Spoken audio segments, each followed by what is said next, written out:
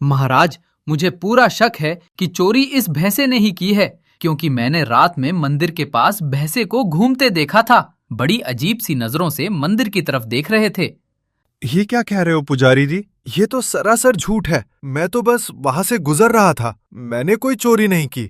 मैं झूठ क्यों बोलूंगा महाराज? मैं सुबह जब मैं मूर्ति के पास पहुंचा तो वहां भैंसे के खुरों के जैसे निशान भी थे। पुजारी जी को गलतफहमी हुई है। मेरा भरोसा करो, मैंने कुछ नहीं किया। मैं तो बस वहां से गुजर रहा था तो सोचा भगवान का आशीर्वाद लेता चलूं। तभी भीड़ में से भैंसे का भाई बोला, महाराज, ये सरासर अन्याय है। कल रात को ही तो चोरी हुई थी ना। मैं गवाह हूँ कि कल रात भर मेरा भाई घर पर ही सो रहा था। वो एक बहुत लंबा सफर तय करके जंगल लौटा था। तो तुम क्या कहना चाहते हो? पुजारी झूठ बोल रहा है। पुजारी हमारे मंदिर का सबसे भरोसेमंद सेवक है। इतने सालों में उसने कभी झूठ नहीं बोला। महाराज, मेरे भाई को फंसाया जा रहा है। आप इस जंगल के राजा हैं। आपका काम न्याय करना है। आप अच्छे से पता लगाएं कि असली चोर कौन है, क्योंकि मेरा भाई चोर नहीं है। गधे को ये बिल्कुल पसंद नहीं आया कि कोई आम जानवर उसकी बातों पर सवाल उठाए। वो उन दोनों भाइयों से चिढ़ गया और उसने चिढ़ते हुए कहा, तुम चुप रहो मोटे भैंसो। तुम जंगल के राजा हो या ये शेर राज, इधर महाराज की चलती है, तुम्हारी नहीं। मैं तो कहता हूँ महाराज, इन दोनों मोटे भैंसों को काल कोठरी में डाल देना चाहिए। शांत हो जाइए पुजारी जी, हमें आपकी बात पर पूरा भरोसा है। इन्हें इनके किए की सजा जरूर मिलेगी। गधे की बात मानते हुए शेर सिंह ने तुरंत आदेश दिया और उस बेकसूर भैंसे तथा उसके भाई को काल कोठरी में डाल दिया। पूरे जंगल में शांति छा गई। कुछ ही दिनों में बरसात का मौसम आ गया। जंगल में बारिश की हल्की हल्की बूंदें गिरनी शुरू हो गई थी। सभी जानवर बहुत ही खुश थे और अपने लिए खाना इकट्ठा करने में लगे थे। एक सुबह रामू हाथी भगवान को चढ़ाने के लिए एक मुकुट लाता है जो बेशकीमती होता है। सारे जानवर मुकुट की सुंदरता को देखकर हैरान हो जाते हैं। लीजिए पुजारी जी, ये मेरी तरफ से भगवान लिए छोटी सी भेंट। कृपया आप इसे भगवान को चढ़ा दीजिए। पुजारी उस मुकुट को लेकर के भगवान को चढ़ा देता है। अरे वाह हाथी भाई, क्या सुंदर मुकुट है। बहुत ही महंगा दिख रहा है। हाँ भालू भाई, ये मेरे पूर्वजों का बनवाया हुआ शाही मुकुट है। बहुत ही खास सोने से बना हुआ है। बहुत ही नायाब है ये। सभी जानवर मुकुट की तारीफ करते हुए एक एक करके वहां से निकल जाते हैं। तभी रात में एक चोर आता है और उस मुकुट को उठाकर ले जाता है।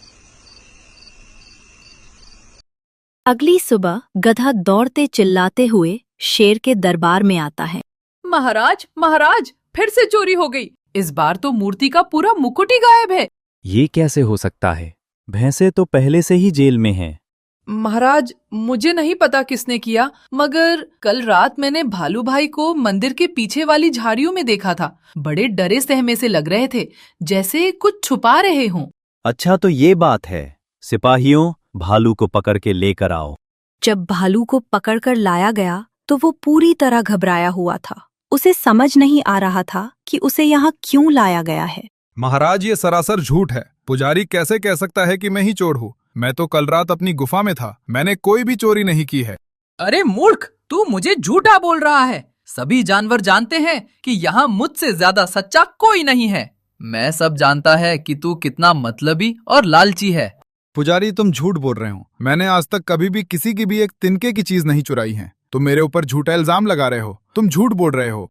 सबके सामने गधे को किसी ने झूठा कह दिया था। गधे का गुस्सा 7वें आसमान पर पहुंच गया।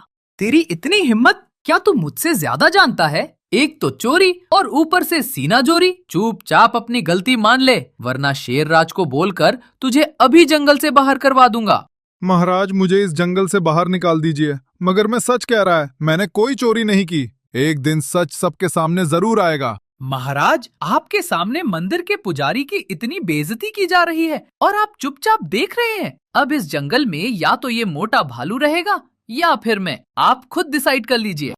शेर ने गुस्से ने आकर आदेश दिया और भालू को हमेशा हमेशा के लिए जंगल से बाहर देश निकाला कर दिया गया। बेचारा भालू भारी मन से अपना सिर झुकाए दूसरे जंगल की तरफ चला गया।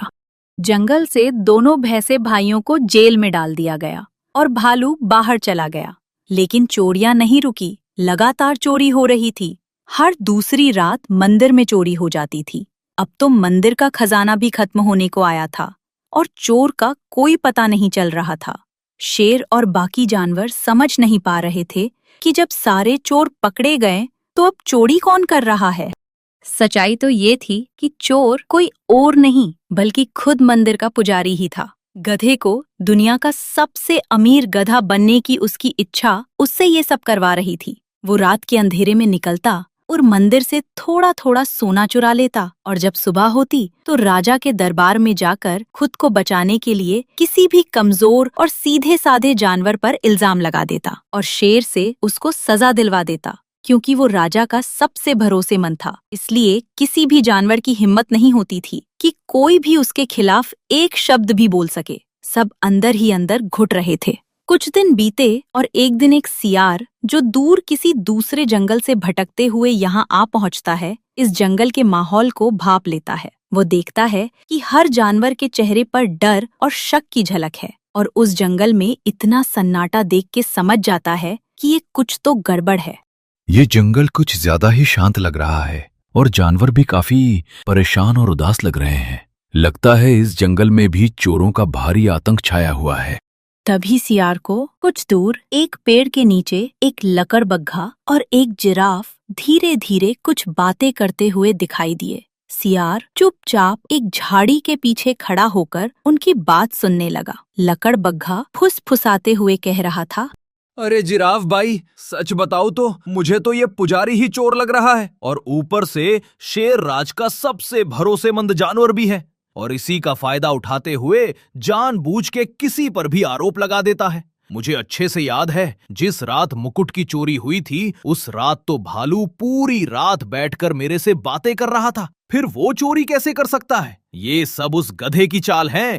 हाँ लकड़बग्गे भाई, ये गधा ही चोर है। ये बात अब कई जानवर समझ चुके हैं, पर हम करे तो क्या करें? उसे पकड़े कैसे? वो शेर राज का सबसे भरोसेमंद जानवर है और बहुत ही चालाक भी है। अगर हमने उसके खिलाफ कुछ किया या जुबान खोली तो वो हमें और हमारे परिवार को नुकसान भी पहुंचा सकता है।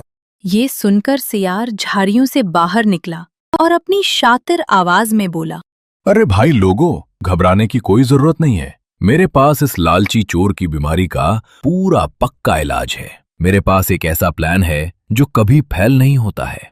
अचानक उस सियार को देखकर जिराफ और लकड़बग्गा कंफ्यूज हो गए। लकड़बग्गा सामने आते हुए बोला, पर भाई तुम हो कौन? हमने तुम्हें आज तक इस जंगल में नहीं देखा। तुम कहाँ से आए हो? मैं पड़ोस के जंगल में रहता हूँ भाई, और मेरा नाम गोलू है। मैं वर्ल्ड टूर करने के लिए निकला हुआ हूँ। मैंने बहुत से जंगल देखे हैं, लेकिन ऐसा जंगल नहीं देखा। यहाँ तो पूरा ही सिस्टम गड़बड़ हो गया है। रखवाला ही लुटेरा बन बैठा है। तुम चिंता मत करो, पहले इस पुजारी की सच्चाई सबके सामने लाएंगे और फिर तुम्हारा ये खूबसूरत जंगल घूमेंगे। सियार भाई, अगर तुम हमारी मदद कर सको तो हम जिंदगी भर तुम्हारे आभारी रहेंगे। और हाँ, मैं तुम्हें मेरी बीवी के हाथ का बना खाना भी खिलाऊंगा और ये पूरा जंगल भी घुमाऊंगा। माहौल थोड़ा हल्का हुआ तो लकड़बग्गे ने सियार से हंसते हुए पूछा, सियार भाई, तुम वर्ल्ड टूर पर निकले हो ना, तो तुम्हारी फैमिली कहाँ है? दुनिया अकेले ही घूमने का इरादा है क्या? ये सुनकर सियार का चेहरा थोड़ा उदास हो गया। उसने एक लंबी सांस ली और बोला, क्या बताऊं लकड़बग्गे भाई, मेरी तो किस्मत ही खराब है। मैं 2 दिन काम से घर पर नहीं लौटा तो मेरी बीवी नाराज होकर मायके चली गई है। अब मैं अकेला ही वर्ल्ड टूर पर निकला हूँ। दिल भी थोड़ा भारी भारी रहता है। सोचा थोड़ा यात्रा करूंगा तो मन बहल जाएगा। अरे भाई, फिर तो अपनी जोड़ी खूब जमेगी। मेरी लकड़बग्गा बीवी भी नाराज होकर मायके चली गई है। हम दोनों का दर्द एक जैसा है। तीनों हंस पड़े और अब वो तीनों पक्के दोस्त बन चुके थे। सियार ने उन्हें अपना पूरा प्लान समझा दिया था। प्लान के मुताबिक सियार सीधा पुजारी के पास जा पहुंचा। पुजारी उस समय एक बड़े से पेड़ के नीचे आराम के रहा था। सियार ने नम्रता से सलाम किया और बोला, अरे अहो भाग्य हमारे, जो मुझ जैसे छोटे जीव को आप जैसे महान और वर्ल्ड फेमस पुजारी जी के दर्शन हुए। आप ही वो वर्ल्ड फेमस पुजारी जी हो ना? मैंने आपके कारनामों के चर्चे बहुत दूर दूर तक सुने हैं। गधा अपनी तारीफ सुनकर फूला नहीं समाया। हाँ, मैं ही हूँ इस जंगल का वो वर्ल्ड फेमस पुजारी। कहो तुम कौन हो और यहाँ कैसे आए? पुजारी जी, मैं पड़ोस के जंगल से आया हूँ और खाली हाथ नहीं आया। मैं आपके लिए कुछ बहुत ही नायाब और कीमती सोने का तोहफा लाया हूँ। मैंने सोचा कि इस जंगल में कदम रखते ही सबसे पहले ये शाही सोने के गहने यहाँ के वर्ल्ड फेमस पुजारी को ही देने चाहिए। सोने के गहनों का नाम सुनते ही गधे के मन में लालच आ गया। उसकी लालची आंखें चमक उठी। अरे वाह, फिर देर किस बात की? चलो जल्दी दो मुझे वो सोने के गहने। अरे रुकिए पुजारी जी, पहले मैं कंफर्म तो कर लूं कि आप ही वो पुजारी है या नहीं, क्योंकि ये सोना बहुत ही कीमती है। अरे मूर्ख, तुम मुझे नहीं पहचानते? मेरे जैसा सच्चा और चतुर यहाँ कोई और है क्या? इस जंगल का पुजारी मैं ही हूँ। यहाँ मेरे जैसा महान कोई नहीं। सियार ने मन ही मन सोचा, यही तो असली खेल है। इसके लालच और इसके घमंड ने इसे अंधा कर दिया है। यही असली चोर है। ठीक है पुजारी जी, मेरे साथ आइए। सियार गधे को अपनी एक अस्थायी गुफा के पास ले गया।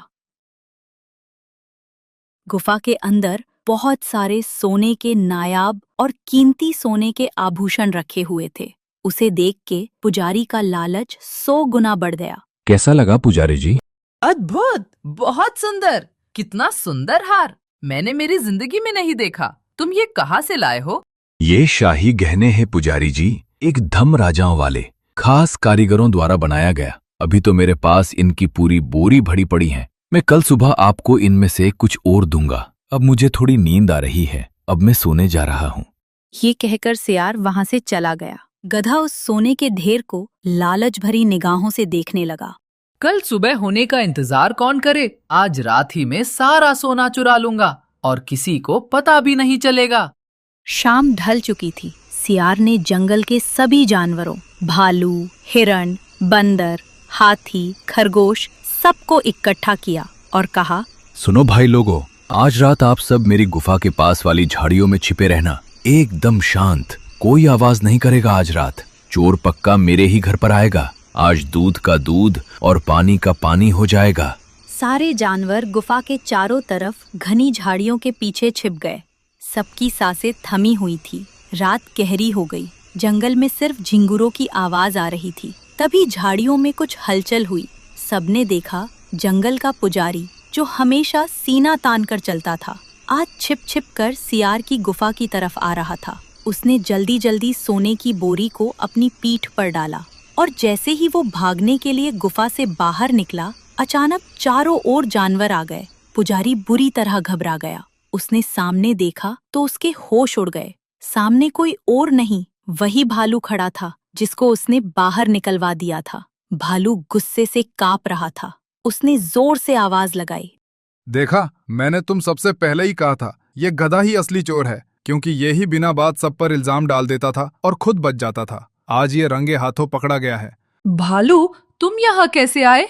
मैं और सियार दोनों बचपन के पक्के दोस्त हैं। जब तुमने मुझे जंगल से बाहर निकलवा दिया था, तब मैं मेरे दोस्त सियार के पास गया था और वो तुमसे मेरा बदला लेने आया। और सियार ने मुझे भी सारी सच्चाई बता दी है। अब तुम नहीं बचोगे। शेर को देख गधा बहुत ही ज्यादा डर गया और उस सोने से भरे बोरे को लेकर दौड़ लगा दी। सारे जानवर उसका पीछा करने लगे और दौड़ते दौड़ते गधा एक नदी के किनारे जा पहुंचा, जो बरसात के कारण उफान पर थी।